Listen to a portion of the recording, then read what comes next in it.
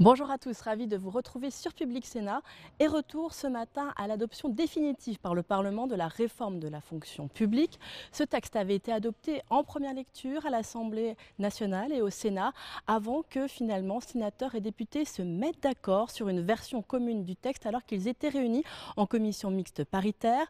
Ce texte commun a finalement été adopté par l'Assemblée nationale et hier définitivement donc par le Sénat après un vote à main levée. C'est vous dire si l'adoption de cette réforme a finalement été aisée. Sachez que cette réforme de la fonction publique prévoit notamment un recours accru aux contractuels dans la fonction publique et instaure un mécanisme de rupture conventionnelle. Il va pouvoir s'appliquer à partir du 1er janvier 2020. Pour le gouvernement, il s'agit de moderniser la fonction publique. Il faut apporter de la souplesse à cette dernière, juge le secrétaire d'État Olivier Dussopt qui défendait le projet de loi dans l'hémicycle. Au contraire, pour la gauche et pour les syndicats, c'est un texte qui va à l'encontre du statut de fonctionnaire, qui veut mettre à mal ce statut et qui veut calquer le système public sur le système privé. Retour donc au débat dans l'hémicycle. Dans la discussion générale, la parole est à Madame Catherine Di Folco, rapporteure pour le Sénat de la commission mixte paritaire, pour 5 minutes.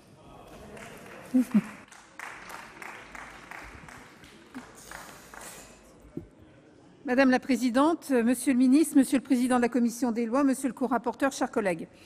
Depuis le début de son travail, le Sénat a adopté une attitude pragmatique sur ce projet de loi tout en nuançant l'ambition de son intitulé. Il ne s'agit pas véritablement de transformer la fonction publique, mais d'offrir de nouvelles souplesses aux employeurs tout en maintenant les garanties du statut général. Nous regrettons toutefois l'engagement de la procédure accélérée et des délais particulièrement contraints pour un texte qui dépasse aujourd'hui 110 articles. Le projet de loi a été déposé à l'Assemblée nationale le 27 mars 2019 et voté en première lecture le 28 mai. Le texte issu des travaux du Sénat a été voté le 27 juin et la CMP s'est réunie le 4 juillet. Nous l'adopterons donc définitivement en 4 mois et nous espérons que les décrets d'application soient publiés avec autant de rapidité. Au Sénat, nous étions 2 rapporteurs. Loïc Hervé s'est chargé des questions de déontologie, de formation, d'égalité professionnelle et pour ma part, je me suis concentrée sur les questions statutaires, le dialogue social et la discipline. Nous tenons à remercier nos collègues députés, Émilie Chalas, rapporteure, et Guillaume Gouffier-Cha, chef de file du groupe La République En Marche sur ce texte. Nous avons eu des échanges à la fois sincères et constructifs, s'appuyant sur une connaissance pratique de la fonction publique territoriale et de la gestion des ressources humaines. Chacun a travaillé à un accord en engageant un dialogue direct, positif, même sur les points les plus techniques et en faisant les concessions nécessaires. Nous vous remercions également, Monsieur le Ministre, pour votre écoute et la qualité technique de vos interventions en séance, même si quelques divergences de vues subsistent entre nous. Je tiens à rappeler que le texte initial reprenait déjà plusieurs propositions du Sénat, comme l'harmonisation du temps de travail ou l'introduction de la rupture conventionnelle dans la fonction publique. Lors de nos travaux, nous avons enrichi ce projet de loi en adoptant au total 154 amendements en commission et 125 amendements en séance publique.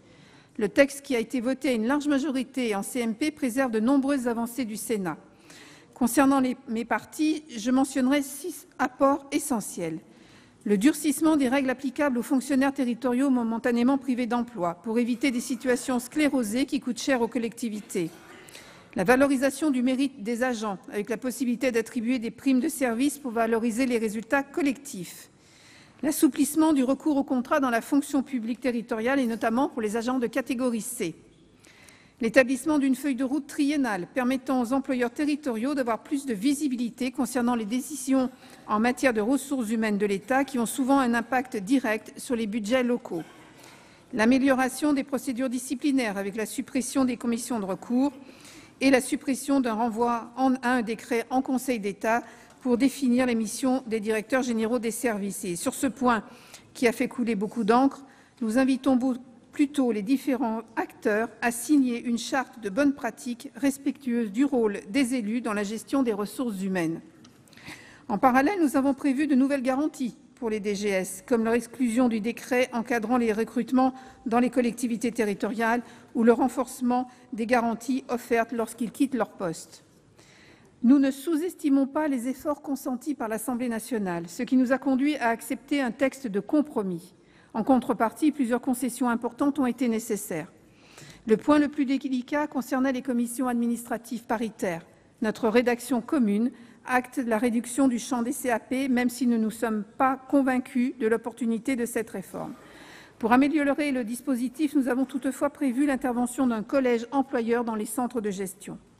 En outre, nous avons admis la suppression de plusieurs articles concernant notamment le droit de réserve ou le licenciement pour insuffisance professionnelle après passage en CAP. Enfin, nous avons accepté que le Gouvernement soit habilité à légiférer par ordonnance pour réformer le dialogue social, alors qu'un projet de loi spécifique nous semblait préférable.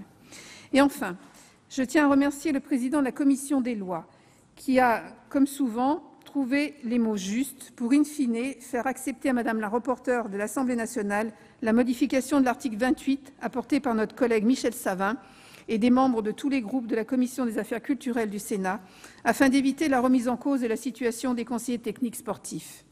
Ainsi, chers collègues, les apports du Sénat étant substantiels, je vous invite à voter ce texte de compromis.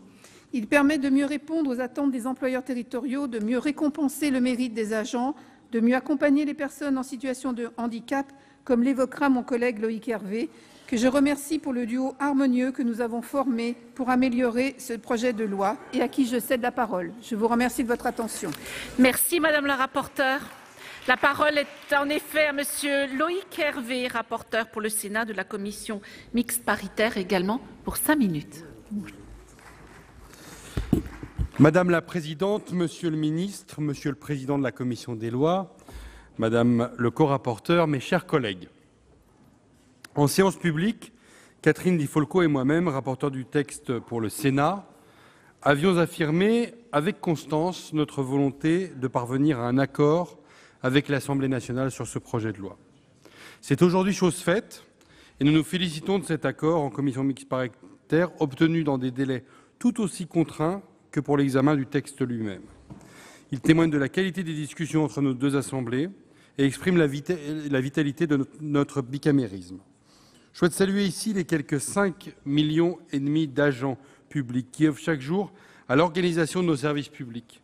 À défaut de transformation en profondeur, il était à mon sens important d'apporter des améliorations autant significatives qu'attendues, aussi bien par les agents que par les employeurs publics.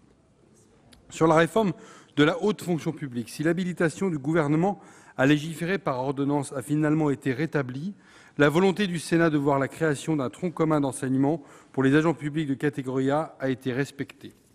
Toutefois, sur ce point, nous devons rester vigilants lors de la rédaction puis de la ratification de ces ordonnances. En matière de déontologie, plusieurs avancées émanant du Sénat ont été obtenues. Ainsi, nous avons soumis les membres de cabinet ministériel et les collaborateurs du Président de la République au contrôle systématique de la HATVP. A également été entériné le renforcement de la transparence au Parlement du remboursement de la pantoufle. Je salue la sagesse de la commission mixte paritaire d'avoir choisi de maintenir cette contribution majeure du Sénat. En contrepartie, nous avons accepté notamment la nomination par le gouvernement de 2 personnalités qualifiées au sein de la Haute Autorité de Transparence pour la vie publique et la réduction du périmètre de contrôle systématique par cette dernière des cas de rétro-pantouflage. Par ailleurs, un point d'équilibre a été recherché autour du financement de l'apprentissage.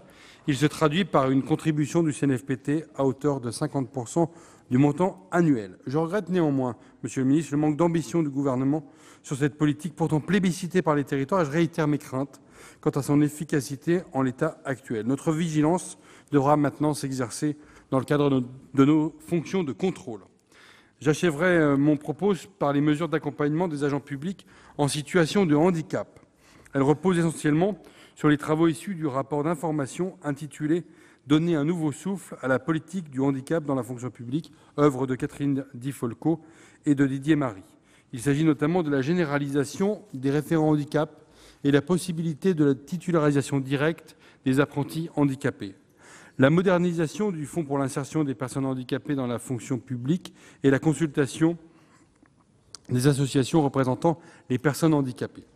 En revanche, à mon grand regret, le principe d'un bonus-malus appliqué aux contributions des employeurs pour le Fonds pour l'insertion des personnes handicapées dans la fonction publique a été abandonné.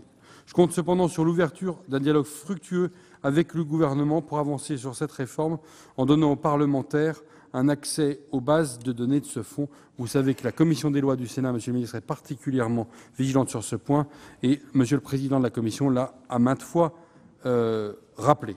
Enfin, la CMP a préservé les apports substantiels du Sénat portant sur les droits et obligations des agents de la fonction publique. Le texte de compromis prévoit ainsi un meilleur encadrement du droit de grève dans la fonction publique territoriale pour éviter les grèves perlées et lever les freins à cette continuité des missions de service public. Il prévoit également la mise en œuvre d'un entretien de carrière pour les métiers pénibles ainsi que des dérogations à la formation obligatoire pour les policiers et les gendarmes intégrés par voie de détachement dans la police municipale en raison de la reconnaissance de leurs expériences professionnelles antérieures. Enfin, ce texte consacre de nouveaux droits pour les agents publics, le congé de proche aidant, le télétravail ponctuel et le droit à l'allaitement. Voici les principales dispositions sur lesquelles je souhaitais faire un focus et qui sont le fruit d'une concertation avec les représentants des élus et des agents publics. Je vous remercie. Merci, monsieur le rapporteur. La parole est à monsieur Olivier Dussopt, secrétaire d'État auprès du ministre de l'Action et des Comptes publics. Bonjour, monsieur le ministre. Madame la Présidente, Monsieur le Président de la Commission des lois, Madame et Messieurs les rapporteurs, Mesdames et Messieurs les sénateurs. Je suis aussi très heureux de vous retrouver après l'aboutissement de la commission mixte paritaire du 4 juillet dernier, qui a permis, je crois, de trouver un texte équilibré, de bonne facture, permettant la semaine dernière à l'Assemblée nationale d'adopter ses conclusions et aujourd'hui que ces mêmes conclusions vous soient soumises. Je tiens à remercier l'ensemble des parlementaires qui ont contribué à rendre ce compromis possible et tout particulièrement Monsieur le Président Philippe Bas, en qualité de président de la CMP, mais aussi pour l'implication dont vous avez témoigné, Monsieur le Président, dans l'examen de ce texte. À remercier bien évidemment Madame Catherine Di Folco et Monsieur Loïc Hervé, rapporteurs de ce projet de loi, qui ont défendu et enrichi l'équilibre du projet de loi entre, d'une part, les souplesses nécessaires pour les employeurs, élus et encadrants publics, mais aussi la volonté de renforcer les droits de l'ensemble des agents publics. Et je crois que nous l'avons fait dans un climat à la fois de respect, de volonté d'avancer et d'échange au fond sur le texte, qui a certainement participé à l'aboutissement de cet accord avec l'Assemblée nationale. Je veux aussi remercier tous les membres de votre Assemblée qui ont contribué par leurs interventions, par leurs questionnements aussi, à faire en sorte que ce texte soit ce qu'il est aujourd'hui et ainsi de pouvoir le défendre devant vous une dernière fois. Je pense aussi que cet équilibre a été trouvé par la volonté partagée d'avoir un texte qui soit justement équilibré entre ces souplesses que beaucoup attendaient, tant les employeurs que les agents publics, mais aussi des droits nouveaux qui peuvent être ainsi donnés, définis, au bénéfice des agents publics. Sur de nombreux points, l'apport de votre Assemblée a été substantiel et cela a été souligné. De nombreuses dispositions ont été adoptées ici et contribueront à la réussite du projet que nous portons en matière de fonction publique, avec Gérald Darmanin, mais aussi avec Jacqueline Gourault et Sébastien Lecornu pour la fonction publique territoriale et Agnès Buzyn pour la fonction publique hospitalière. Je pense par exemple à l'amélioration de la qualité du dialogue social avec la présentation en CSFPT d'une feuille de route en matière de ressources humaines par le gouvernement, à la mise en place d'un collège employeur pour assister les présidents de centres de gestion dans l'examen des tableaux d'avancement, cela a été noté, à l'élargissement du recours au contrat sur les emplois de catégorie C ou encore à la prise en compte des objectifs collectifs du service dans la rémunération dite au mérite des agents territoriaux. Le Sénat est aussi à l'initiative de la création du congé de proche aidant pour les agents publics, de la création d'un entretien de carrière pour les agents exposés à des risques d'usure professionnelle, à l'initiative aussi du renforcement de la place du recrutement sur titre dans la fonction publique territoriale, ou encore, cela a été dit, à la mise en place d'un service minimum dans certains services publics territoriaux, en complément des règles déjà applicables dans les services départementaux d'incendie et de secours et qui ne s'y substituent pas, puisqu'il faut préciser que les SDIS bénéficient de la possibilité reconnue par la jurisprudence d'encadrer le droit de grève des sapeurs-pompiers pour garantir la continuité du service et le respect des effectifs minimums prescrits par le Code général des collectivités territoriales selon les missions imparties, et que ces dispositions ne sont pas remises en cause à l'occasion du nouvel article adopté. Enfin, nous pouvons citer comme apport du Sénat l'aménagement des règles de détachement pour favoriser la promotion interne des agents territoriaux nommés sur des emplois fonctionnels, l'encadrement du dispositif de prise en charge des fonctionnaires momentanément privés d'emploi, et je sais, Madame la rapporteure, combien vous étiez attachée à ce que nous puissions avancer en la matière, ou encore le renforcement des droits des agents en situation de handicap, avec la portabilité des aménagements de poste et de leur parcours professionnel, avec l'expérimentation d'un dispositif dérogatoire d'accès à la fonction publique pour les apprentis en situation de handicap. Vous le voyez, de très nombreuses dispositions proposées par votre Assemblée ont été adoptées et nous avons pu compter sur la participation, je crois, de chaque groupe pour aboutir à ce texte. Dès sa publication, de nombreuses dispositions entreront directement en vigueur, comme la suppression du jour de carence pour maladie pour les femmes enceintes, la suppression des obstacles au développement de l'apprentissage dans la fonction publique, la définition du service minimum que j'ai évoqué, ou encore le dispositif rénové de prise en charge des fonctionnaires momentanément privés d'emploi. Les autres dispositions seront applicables pour l'essentiel au 1er janvier 2020, au courant 2020. Et pour respecter cet objectif, j'ai d'ores et déjà demandé à la Direction générale de l'administration et de la fonction publique de travailler avec les 2 directions générales compétentes pour les versants territorial et hospitalier, afin d'ouvrir dès la rentrée les concertations nécessaires à l'élaboration de la 50aine de textes qui doivent être publiés dans les prochains mois. Nous nourrirons ces textes, ces réflexions, tant les décrets que les ordonnances, des missions menées par exemple, la députée Charlotte Lecoq sur la santé au travail ou M. Frédéric Thiriel sur la haute fonction publique, des travaux que vous avez eu l'occasion d'initier. Je me suis engagé devant vous à continuer à travailler avec vous sur les questions de handicap notamment, mais pas seulement. Et comme j'ai eu l'occasion de l'indiquer à plusieurs reprises, je serai, Monsieur le Président de la Commission des lois, à la totale disposition de votre commission pour rendre compte de la manière dont les textes d'application seront préparés, concertés le plus en amont possible, publiés, pour que l'ensemble des dispositions soient effectives aussi rapidement que possible. Merci de votre attention et merci à tous et à toutes de votre concours à l'élaboration de ce texte. Merci, Monsieur le Ministre. Dans la discussion générale, la parole est à Monsieur Dany Wattebled pour 5 minutes.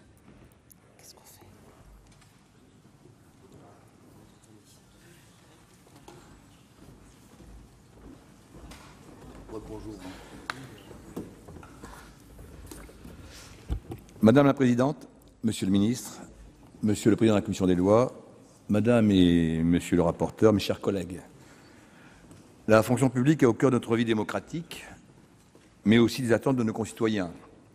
Ceux-ci ont d'ailleurs fortement exprimé lors du grand débat une plus large intervention publique, un retour à des services de proximité, mais aussi sans augmentation de la pression fiscale. Ces demandes font ainsi l'avenir de la fonction publique un véritable défi. Ce projet de loi, qui n'est qu'une première étape, a pour objectif de transformer la fonction publique sans en renier pour autant les fondements, ici les lois statutaires de 1946 et de 1983.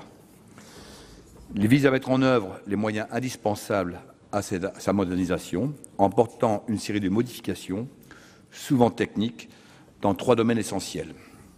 Tout d'abord, la simplification du dialogue social et des nouveaux outils managériaux, l'élargissement au recours de contractuels et le renforcement de l'égalité professionnelle entre les hommes et les femmes. Et je me félicite que la commission mixte paritaire soit parvenue à un texte de compromis, grâce bien sûr aux apports du Sénat. En premier lieu, je me réjouis particulièrement que le travail du Sénat ait permis de mieux répondre aux attentes des employeurs locaux. En effet, notre Assemblée a donné de nouveaux outils aux employeurs territoriaux, notamment pour lutter contre les grèves perlées qui percutent le bon fonctionnement des services publics. Le Sénat a également donné plus de prévisibilité aux élus locaux en obligeant l'État à publier une feuille de route triennale dans laquelle il indiquerait l'impact financier de ses décisions en matière de ressources humaines sur les budgets locaux. Également heureux que nous ayons permis de renforcer les obligations des fonctionnaires territoriaux, notamment en recherche d'emploi, tout en améliorant leur accompagnement vers ce retour à l'emploi. Ce texte mettra ainsi fin à des situations qui n'étaient vraiment pas bénéfiques ni pour les agents, ni pour les employeurs. Je me réjouis également que notre Assemblée ait amélioré les procédures disciplinaires en supprimant les commissions de discipline de recours, l'agent pouvant toujours contester sa sanction devant un juge administratif. Enfin, satisfait que le Sénat ait assoupli le recours aux agents contractuels, notamment pour les agents de catégorie C, tout en renforçant leur formation. De même, il a facilité le recrutement des agents titulaires de diplômes d'État et a allégé les obligations pour les formations de policiers municipaux lorsque ceux-ci sont d'anciens gendarmes ou d'anciens policiers. En second lieu, je me félicite que ce texte issu de la commission paritaire présente plusieurs avancées importantes du Sénat qui visent à mieux récompenser le mérite des agents et à leur garantir de nouveaux droits. Parmi ceux-ci, je tiens à souligner la création d'un entretien de carrière pour les métiers les plus pénibles, l'extension du congé de proche aidant, le télétravail ponctuel et le droit à l'allaitement. Je souhaite également mettre l'accent sur les apports de notre Assemblée qui permettront de mieux accompagner les personnes en situation de handicap. En effet, je suis content et heureux que ce texte permette non seulement de généraliser les référents handicap et d'autoriser la titularisation des apprentis handicapés, mais également de consulter davantage les associations les représentant, ces mêmes personnes. Avant de conclure, je voudrais saluer le travail considérable fourni par nos collègues Catherine Di Folco, qui s'est attachée aux questions statutaires, au dialogue social, et à notre collègue Loïc Hervé, qui, lui, était plus sur des questions de déontologie, de formation et d'équité professionnelle. Je voudrais simplement, comme vous l'avez dit, Madame la rapporteure, c'est exprimer un petit regret quand même sur le fait que le gouvernement engage sans cesse, et notamment sur un fait comme celui-là, une procédure d'urgence. Quelquefois, l'urgence peut permettre de faire des erreurs, et dans ce cas-ci, ça va, il y a la commission technique paritaire qui a résumé, qui a pu faire un texte de consensus, mais c'est un peu dommage de toujours être en accélération. Les vacances arrivent, on va pouvoir un peu se lever, donc tous ces apports substantiels permettront au groupe Les Indépendants de voter ce texte dans sa majorité. Je vous remercie. Merci. La parole est à Monsieur Arnaud de Belenet pour 6 minutes.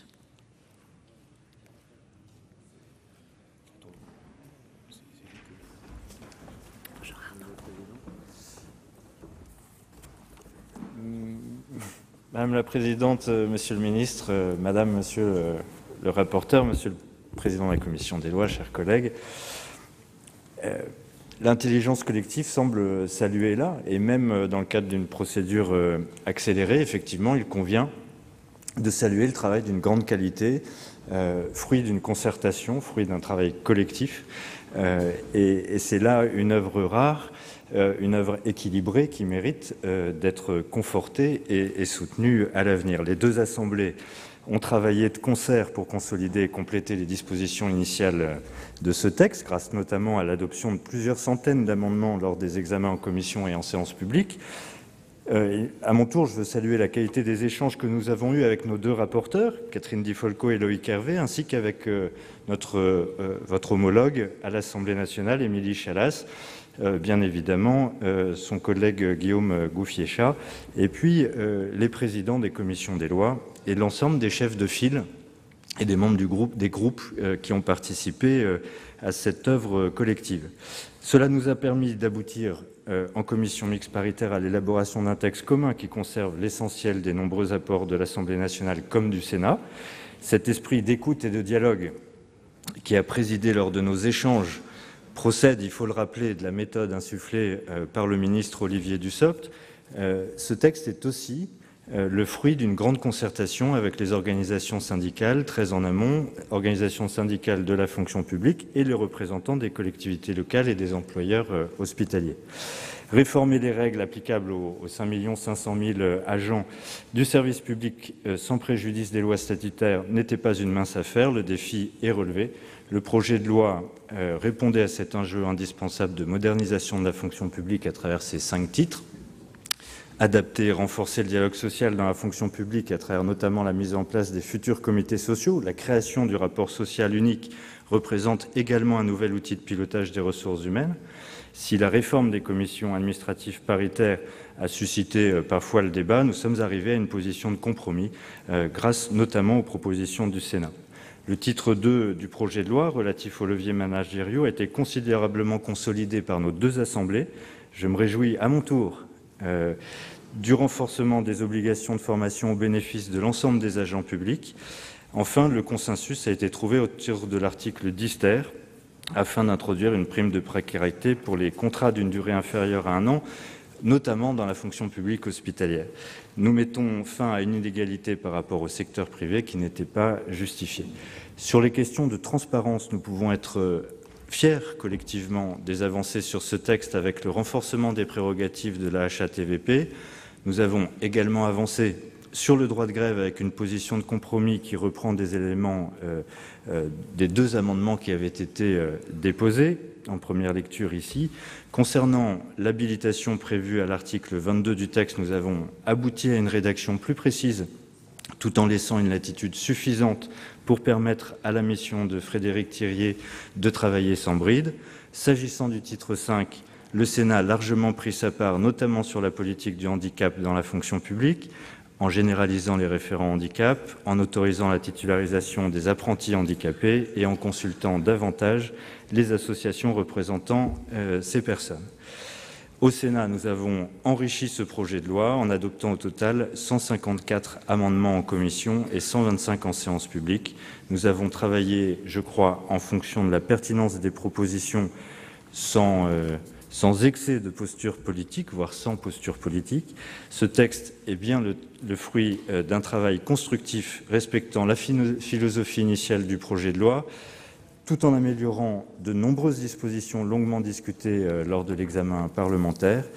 Je forme le vœu qu'il prospère, qu'il soit soutenu par tous ceux qui pourront s'y pencher, et bien évidemment, je forme le vœu que cette méthode de travail fasse au moins jurisprudence. Je vous remercie, chers collègues, de votre attention. Merci. La parole est à Monsieur Pascal Savoldelli. Pour 5 minutes, chers collègues.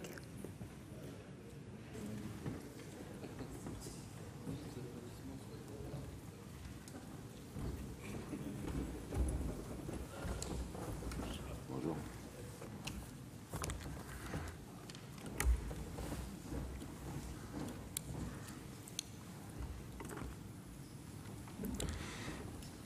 Madame la Présidente, Monsieur le Ministre, mes chers collègues,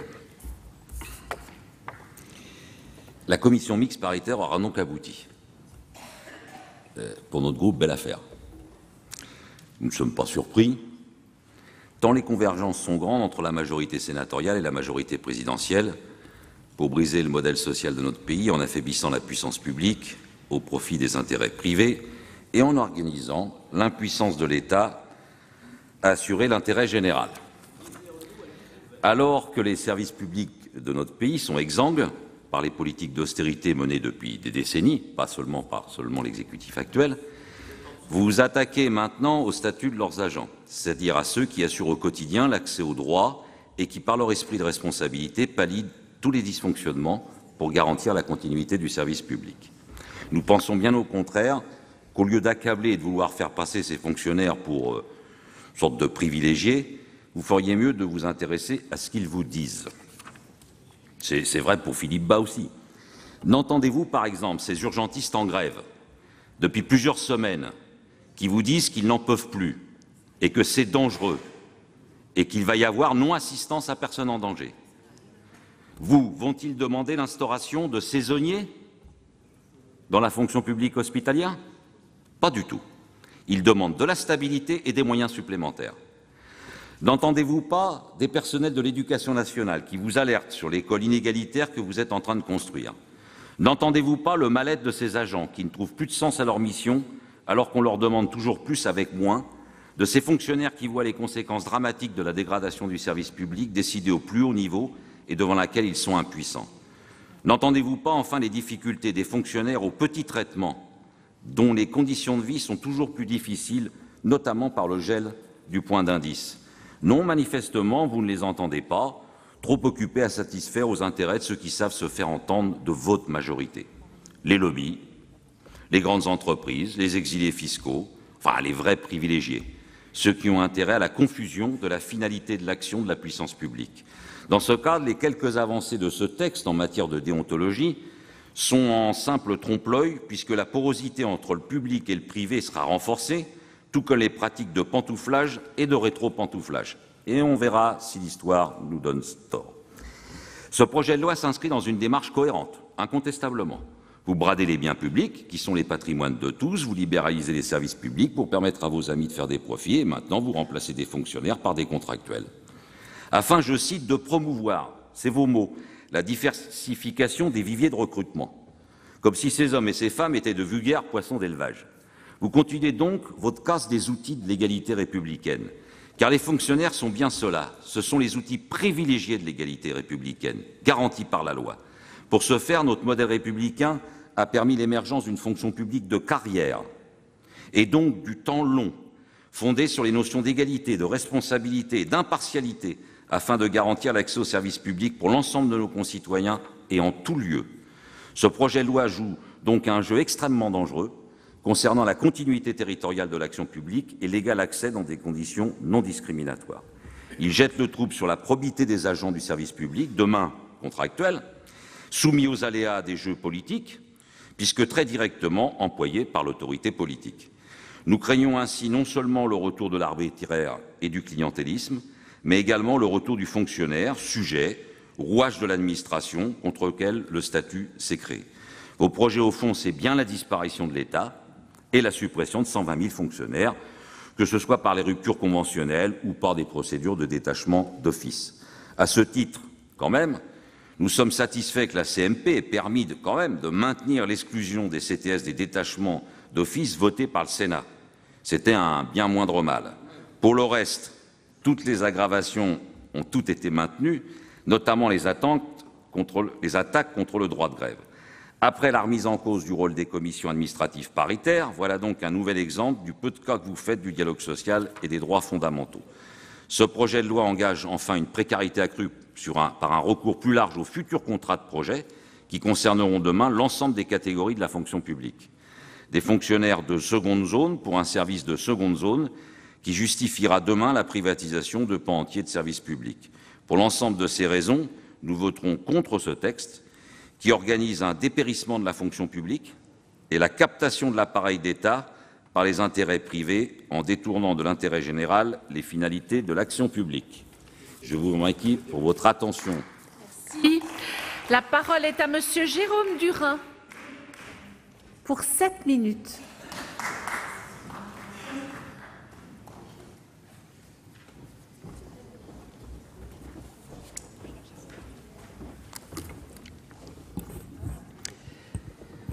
Madame la Présidente, Mesdames et Messieurs les rapporteurs, Monsieur le Ministre, chers collègues, les sénateurs et sénatrices socialistes portent un regard nuancé sur la version finale de ce projet de loi issu d'un compromis entre la majorité de l'Assemblée nationale et la majorité du Sénat.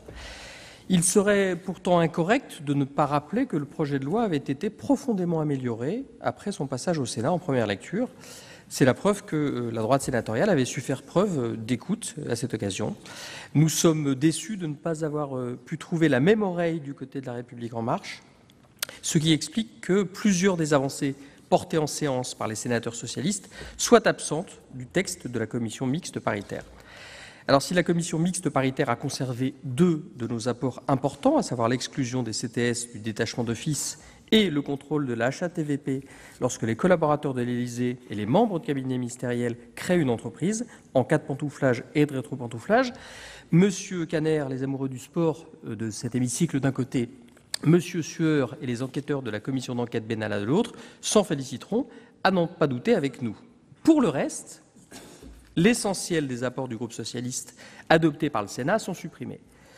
La liste est assez longue, la généralisation de la règle selon laquelle un emploi ne peut être réservé à un contractuel, le délai minimal à 18 mois du CDD de projet, la définition des centres des intérêts matériels et moraux par décret, le recouvrement automatique des sommes dues par un fonctionnaire qui n'a pas honoré son engagement de servir, l'interdiction par les représentants d'intérêts d'exercer toute action pour le compte ou auprès d'une personne morale de droit public dont ils ont été l'agent public au cours des 3 dernières années, l'allongement à 18 mois du délai laissé aux employeurs pour négocier sur le temps de travail, l'évaluation à mi-parcours de l'expérimentation de la rupture conventionnelle, la suppression du caractère obligatoire de la pénalité financière pour défaut d'élaboration d'un plan d'action d'égalité professionnelle entre femmes et hommes. Nous avions là pourtant une matière qui nous semblait enrichir les travaux collectifs. Toutes ces mesures positives, la majorité En Marche LR de la CMP n'en a pas voulu.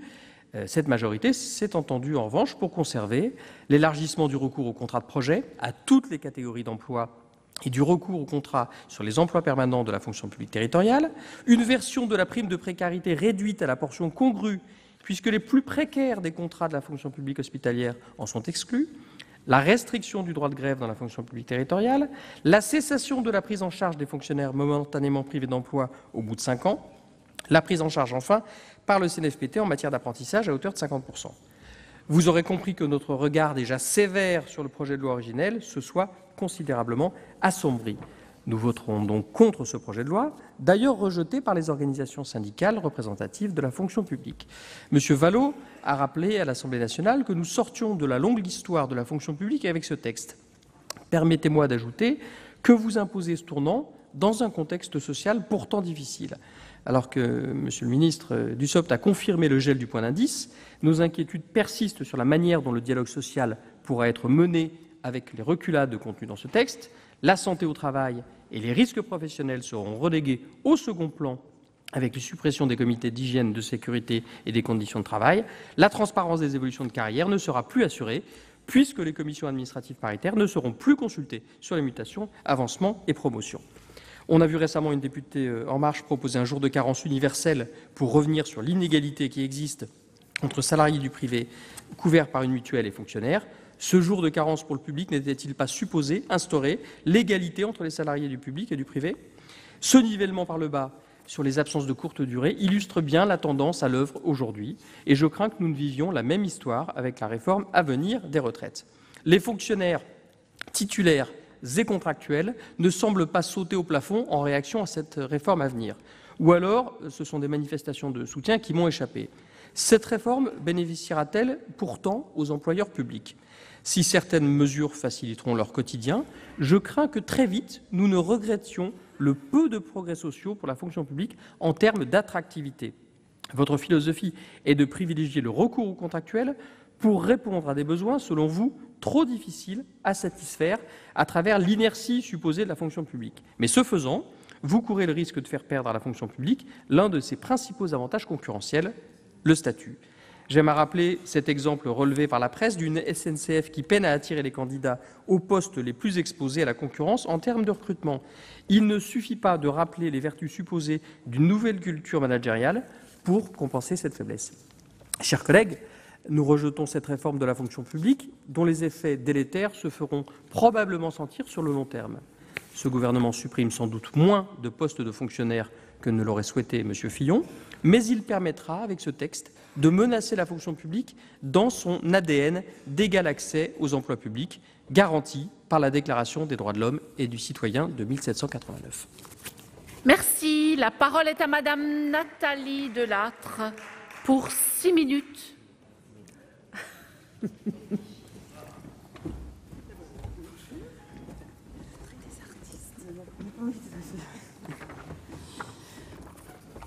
Madame la Présidente, Monsieur le Ministre, mes chers collègues, à l'heure du bilan du travail parlementaire accompli lors de ces quelques mois d'examen du projet de loi sur la transformation de la fonction publique, je tiens tout d'abord à souligner l'extrême efficacité de notre procédure législative.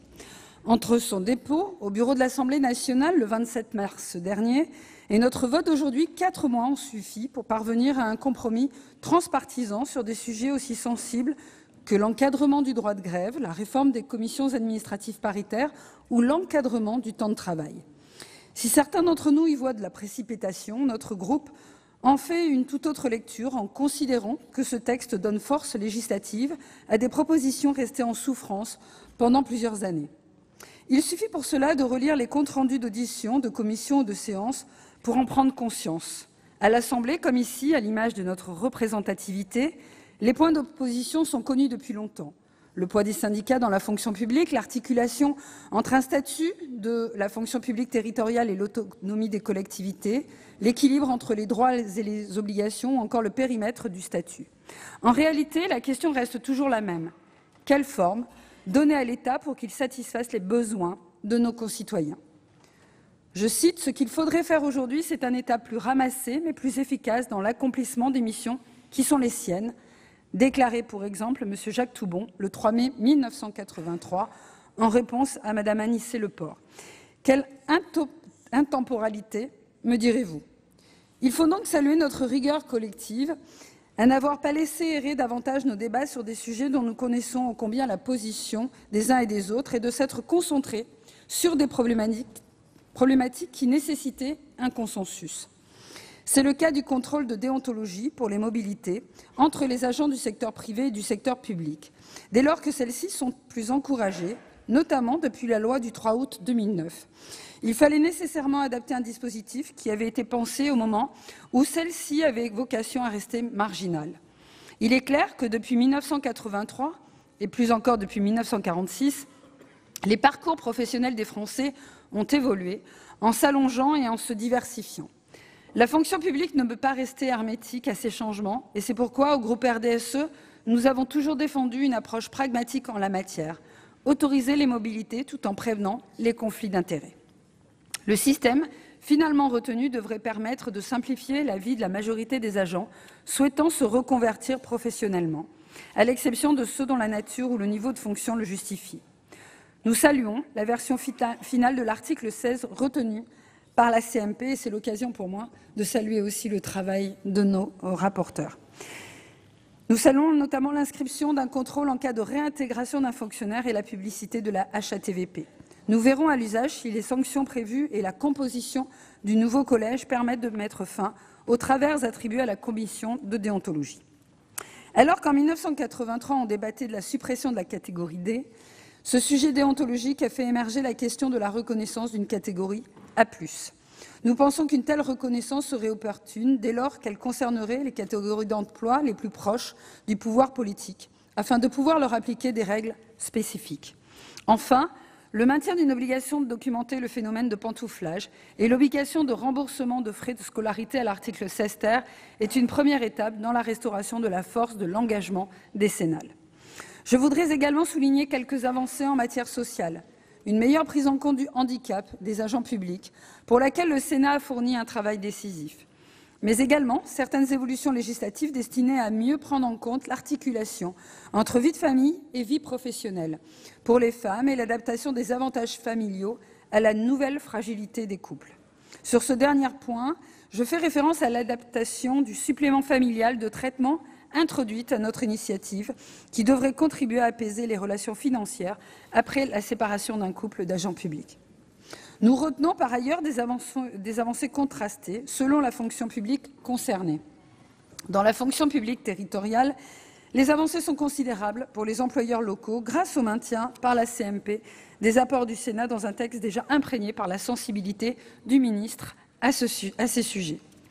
Nous espérons que le texte permettra de faciliter le recrutement d'anciens agents du ministère de l'Intérieur dans les rangs des policiers municipaux, un sujet que j'avais soulevé dès l'examen en commission. Concernant la fonction publique hospitalière, nous retenons également quelques avancées telles que la création d'une prime collective, bien que la situation de départ soit particulièrement dégradée. Concernant la fonction publique d'État, enfin, les portées des modifications introduites sont les plus difficiles à anticiper et divisent les membres de notre groupe. Pour certains d'entre nous, la marginalisation des CAP et les mesures visant à renforcer le recours aux contractuels menacent à terme le statut. D'autres y voient au contraire des moyens de revitaliser une machine étatique par la diversification des modes de recrutement et le renforcement de la notion de carrière, qui peuvent s'avérer être un moyen de sauver le statut. Ces derniers considèrent pour autant qu'une attention particulière doit être apportée aux risques de précarisation des contractuels, qui sont finalement les plus vulnérables de nos agents publics. Dans l'attente que l'avenir infirme ou confirme ces dernières observations, les votes seront donc divisés au sein du groupe RDSE, avec une majorité d'abstention, quelques voix pour et quelques voix contre, comme il sied à la liberté de vote de notre groupe. Merci. Merci beaucoup. La parole est à Monsieur Michel Savin pour 4 minutes, chers collègues. Madame la présidente, monsieur le ministre, madame et monsieur le rapporteur, chers collègues, mon intervention se limitera à l'alinéa 11 modifié de l'article 28. Je tiens tout d'abord à remercier le président de la commission des lois, les rapporteurs et l'ensemble de nos collègues membres de la CMP d'avoir obtenu dans le cadre de ce projet de loi de transformation de la fonction publique le maintien de cet alinéa modifié que le Sénat avait adopté via un amendement porté par l'ensemble des groupes politiques. Ce dispositif, voté par la Haute Assemblée, vise à exclure les fonctionnaires mentionnés à l'article L. 131-12 du Code du sport d'un possible transfert obligatoire aux fédérations sportives. Le texte, voté en première lecture à l'Assemblée nationale, a fait l'objet d'une controverse qui n'a échappé à personne. En effet, le mouvement sportif y voyait un moyen détourné pour le gouvernement de forcer le détachement automatique des conseillers techniques sportifs, les CTS, auprès des fédérations. Les acteurs du monde sportif se sont sentis trompés par le gouvernement, car l'adoption de l'alinéa en question est intervenue alors même que les discussions venaient d'être entamées au sujet de l'avenir des CTS entre les fédérations, les syndicats et le ministère des Sports. Je tiens à rappeler ici que les CTS occupent une place unique dans l'organisation du sport français. Ils ont contribué à faire de la France un des pays qui a le plus développé les politiques de sport de haut niveau et de sport pour tous. Ils sont au cœur du modèle sportif français qui s'est construit à partir des années 60 autour des structures associatives, les fédérations sportives agréées d'une part, et d'autre part du ministère des Sports chargé d'apporter de son côté une expertise sous la forme d'une mise à disposition de personnel qualifié. Le rôle joué par les CTS est d'une importance d'autant plus capitale que la France s'apprête à participer aux Jeux olympiques et paralympiques de Tokyo 2020 et à organiser ceux de Paris 2024. Ces échéances appellent une mobilisation de tous. Par ailleurs, nous avons entendu les craintes des petites fédérations qui se trouveraient particulièrement menacées par le détachement automatique, car faute de moyens financiers et de ressources humaines, elles auraient beaucoup de difficultés à faire face à une situation de désorganisation totale. Aussi, la prégnance des CTS au sein du système français rend inconcevable ce transfert automatique voulu de force par le gouvernement.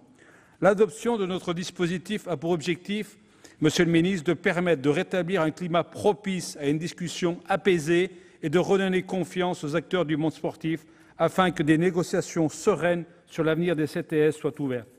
Dans cette réflexion, il ne faudra pas non plus oublier le cas des conseillers d'animation sportive et des formateurs qui, eux aussi, ont un rôle important.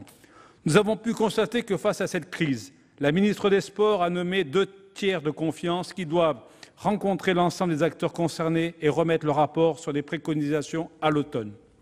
Nous sommes bien conscients que le statu quo n'est pas souhaitable concernant les CTS. La question du nombre de CTS, de leur formation, de leur répartition au sein des fédérations et de leur mission entre la haute performance et le développement des politiques publiques, comme le sport santé, le handicap, le sport à l'école, le soutien au sport féminin, le renforcement des actions d'information et de prévention sur la violence, le racisme, l'homophobie, etc., sont des missions qui sont des enjeux de société et qui doivent être au cœur des discussions. Nous en sommes tous convaincus, le sport tient un rôle important en termes de santé publique, de solidarité, d'intégration, de partage. Le sport a aussi une place considérable dans l'économie de notre pays. En fait, les questions qui se posent aujourd'hui sont bien de savoir quelle est la place du sport dans les politiques publiques. Le gouvernement prévoit une grande loi sur le sport sur le premier trimestre 2020. Il reste donc quelques mois pour permettre à la ministre de trouver un accord et d'intégrer cette future loi, la nouvelle organisation et le nouveau fonctionnement des CTS. C'est donc avec une certaine confiance dans la réussite de ces évolutions qui sont nécessaires pour le développement de la pratique sportive dans notre pays que nous voterons ce texte. Merci. La parole est à Monsieur Michel Canevet pour 6 minutes.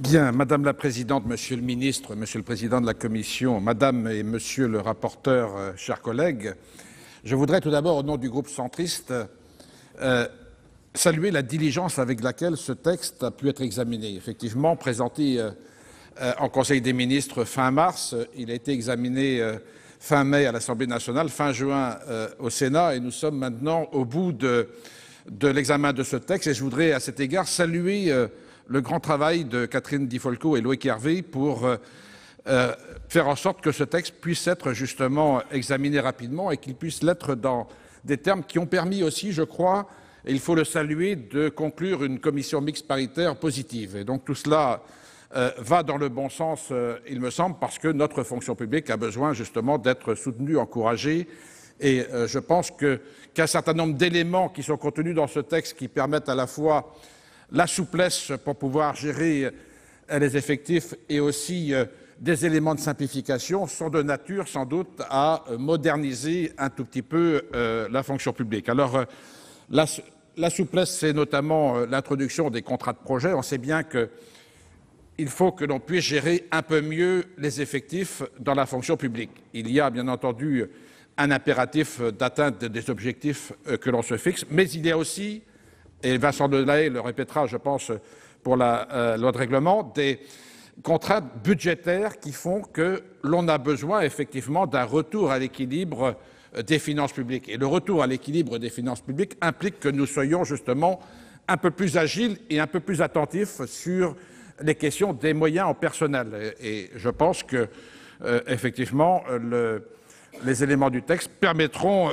d'aboutir à cela. Et puis, le texte encadre aussi différentes mesures, notamment la question du droit de grève. Ben oui, il ne faut pas que les usagers soient pris en otage en permanence. Donc, il faut que l'on permette le droit à l'expression, le droit à la grève, mais pas à la condition que les usagers soient pris en otage. Et puis, le texte introduit également des mesures relatives à la rémunération au mérite, ce qui semble aussi de nature à permettre justement de mieux récompenser les agents qui font des efforts, qui donnent beaucoup pour que le service public ait du sens et qu'il soit réellement, effectivement, réalisé.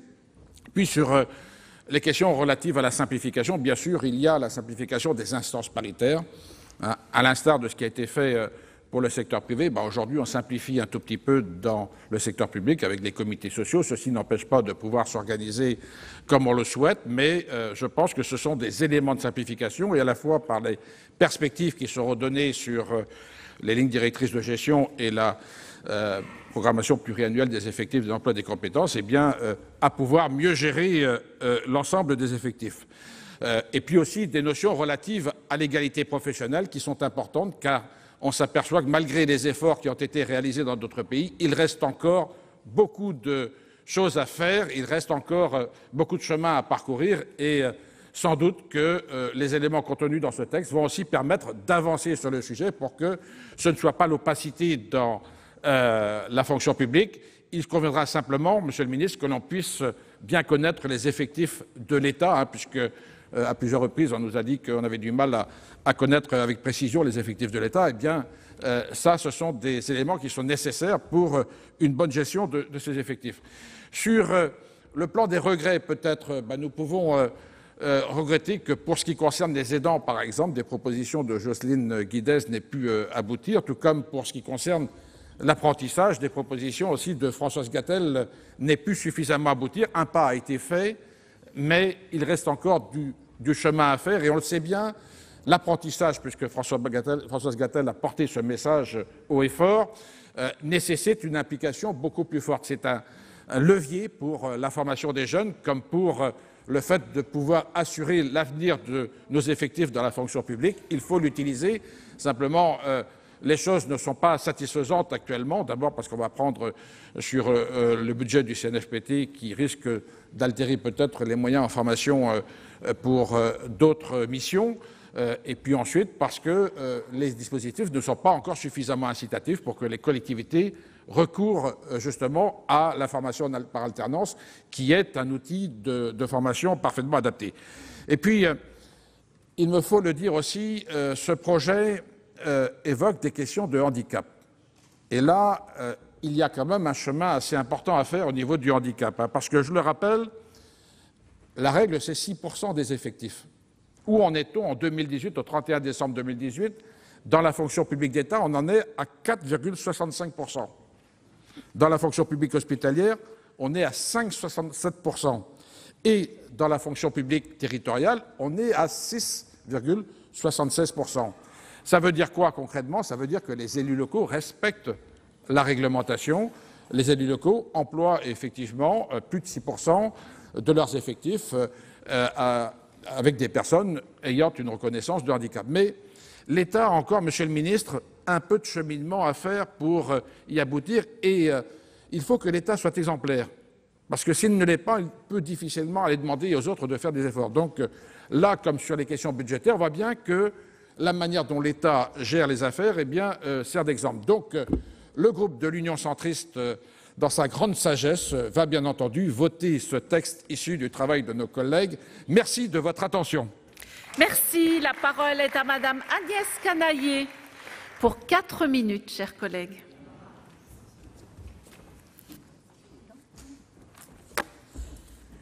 Madame la Présidente, Monsieur le Ministre, Madame et Monsieur le rapporteur de la Commission des lois, chers collègues. Ce projet de réforme de la fonction publique est le fruit d'un travail conjoint de l'Assemblée nationale et du Sénat. Examiné selon la procédure accélérée, le texte a été enrichi par les travaux du Sénat qui, fidèle à sa démarche, a travaillé avec pragmatisme et volonté de construction. La situation des conseillers techniques sportifs, dont a largement parlé mon collègue Savin, dont l'inquiétude a été dissipée par l'adoption d'un amendement en première lecture au Sénat, confirmé par la commission mixte paritaire, en est l'exemple.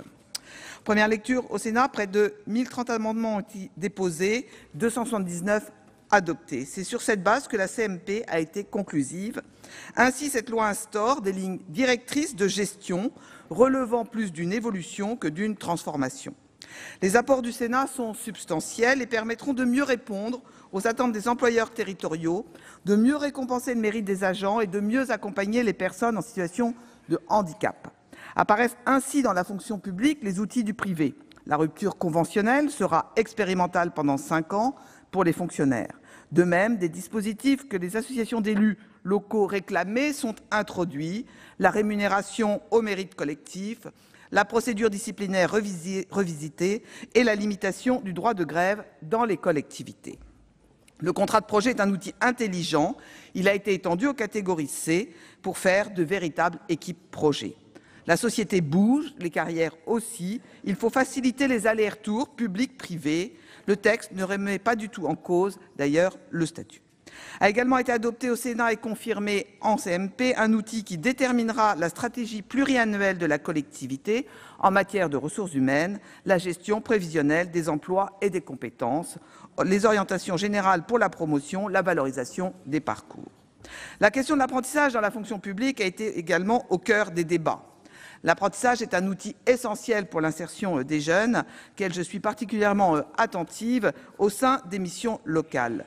Je suis heureuse que le Sénat ait adopté l'amendement du gouvernement permettant d'aligner le coût de l'apprentissage dans la fonction publique par rapport au secteur privé. Ne fait pas obstacle au versement d'une majoration de rémunération dans les conditions qui seront précisées, Monsieur le ministre, par décret.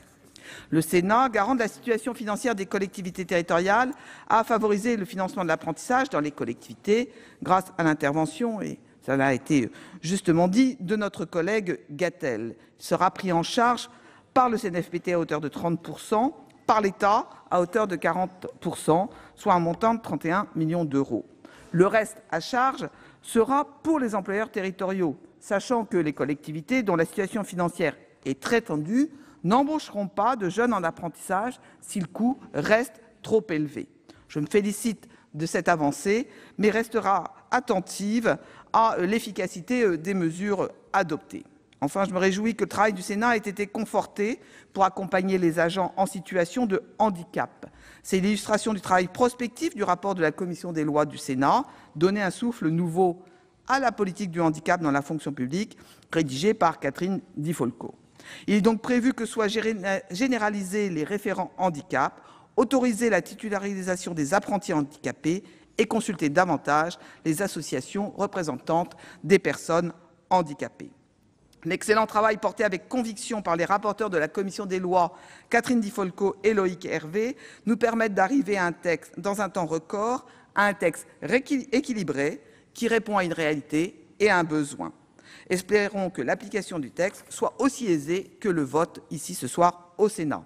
Le groupe Les Républicains votera ce texte. Merci. La discussion générale est close.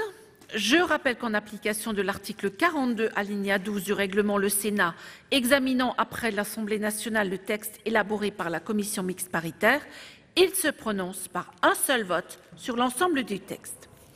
Conformément à l'article 42, alinéa 12 du règlement, toujours, je vais mettre aux voix l'ensemble du projet de loi dans la rédaction résultant du texte élaboré par la commission mixte paritaire. Y a-t-il des demandes d'explication de vote? Madame Morin-Desailly, Madame la Présidente, je vous en prie. Merci Madame la Présidente. Bien sûr, je voudrais féliciter les rapporteurs pour leur excellent travail qui a contribué à améliorer le texte de manière notable, notamment aussi pour accompagner les employeurs territoriaux que sont les collectivités. Je me satisfais aussi de ce qu'a rappelé notre collègue de la Commission de la Culture, Michel Savin, à savoir les bonnes décisions qui ont été finalement prises pour maintenir les conseillers techniques sportifs dans le giron du ministère. Je crois qu'il y a un temps pour tout et ce texte n'était pas du tout propice à une vraie réflexion sur le devenir de leur mission. Sur d'autres aspects, je voudrais tout de même insister. Et il s'agit des amendements que j'avais portés, votés à l'unanimité ou presque du Sénat, qui concernaient l'adaptation de la fonction publique à l'heure du numérique. Je regrette, Monsieur le Ministre, qu'à la différence de votre collègue Jean-Michel Blanquer, qui dans la loi pour l'école de la confiance avait soutenu des amendements que nous avions portés, que j'avais proposés, à savoir la formation des étudiants et des enseignants à l'heure du numérique, à l'écosystème, la compréhension et la maîtrise de l'écosystème numérique et la formation aussi au bon choix technologique à l'heure où notre souveraineté est de plus en plus menacée. Je regrette que le pendant n'ait pu être voté dans cette loi, puisque dans la loi école de la confiance, ça concernait les enseignants, mais pas l'administration et donc les fonctionnaires de l'éducation nationale. Il y a un besoin de monter en compétences numériques de tous, et ce n'est pas l'audition que nous avons réalisée dans le cadre de la commission d'enquête pour la souveraineté numérique qui ont été, pour me rassurer, le directeur interministériel au numérique n'ayant pas exprimé clairement quel était le plan de formation de tous les fonctionnaires sur ces sujets. Il a parlé de recrutement de personnes qualifiées, mais il n'a pas parlé de formation continue sur ces sujets, et je le regrette. Le deuxième amendement que j'avais déposé, qui a été retoqué suite à la commission mixte paritaire, et je le regrette, c'est un amendement justement pour assurer notre souveraineté nationale et lutter contre le pantouflage et le rétro-pantouflage, et cette porosité qui est très prégnante et de plus en plus avérée entre la haute fonction publique et certaines entreprises extra-européennes qui, comment dirais-je, cherchent à s'introduire et bien sûr influencer nos pratiques. Je le regrette, Monsieur le Ministre, parce qu'encore une fois, pour avoir bien suivi l'audition de notre commission à la souveraineté numérique, le directeur interministériel a plutôt parlé d'une accélération nécessaire de va-et-vient entre le privé et le public, et je m'en inquiète fortement au moment où on a des dérives avérées et des pratiques antidémocratiques de ces dites sociétés. Voilà. Au demeurant, je voterai pour soutenir mes collègues, le président de la commission des lois et mes collègues. Il faut conclure, Madame la Présidente. Je conclue tout de suite, Madame la Présidente, mais je voudrais que ce sujet reste d'actualité et que nous continuions à en parler. Monsieur Marc Lamini, pour explication de vote. Oui, merci Madame la Présidente. Monsieur le Ministre, chers collègues, très rapidement, c'était aussi pour partager un petit peu sur ce texte en soulignant tout le travail qui avait été fait précédemment aussi, et on le voit là au niveau les collègues de la commission des lois, le président, les rapporteurs, les collègues de la commission des lois, mais c'est aussi partagé globalement de par nos expériences les uns et les autres, parce que la fonction publique, les fonctions publiques, c'est quand même très compliqué. Nos trois fonctions publiques, État, territoriale et hospitalière, je crois que c'est aussi des femmes et des hommes qui servent l'ensemble de nos services dans des missions très variées et très diversifiées. Et je crois que c'est aussi important la notion de dévouement, de travail, d'écoute, de concertation, de dialogue, ça a été rappelé.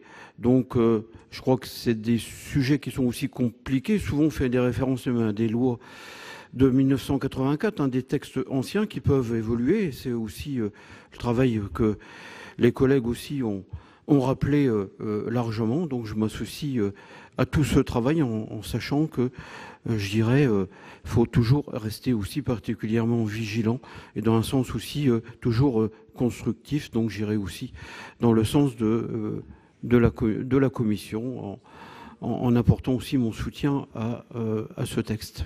Merci. Très bien. S'il n'y a plus de demande d'explication de vote, je mets aux voix l'ensemble du projet de loi de transformation de la fonction publique dans la rédaction résultant du texte élaboré par la commission mixte paritaire, qui est pour son adoption, qui est contre, qui s'abstient. Eh bien, le projet de loi est définitivement adopté.